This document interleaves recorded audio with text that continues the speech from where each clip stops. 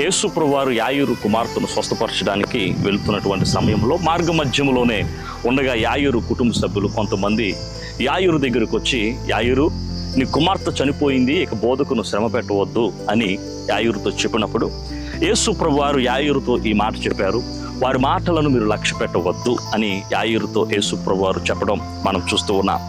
ఎందుకు లక్ష్య పెట్టవద్దు అని అన్నాడు అని అంటే, అక్కడ మనుషుల మాటలను మనం లక్ష్య పెట్టినట్లయితే దేవుని యొక్క మహిమను మనం చూడలేం.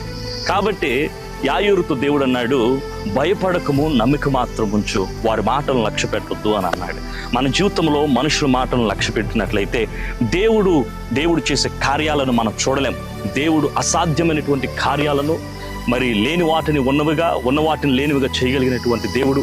అలాంటి గొప్ప కార్యాలు మనం చూడాలి అని అంటే మనుషులు చెప్పేటువంటి అవిశ్వాసపు మాటలను లక్ష్య పెట్టకుండా మనం ఉండాలి. అప్పుడే దేవుని మహిమ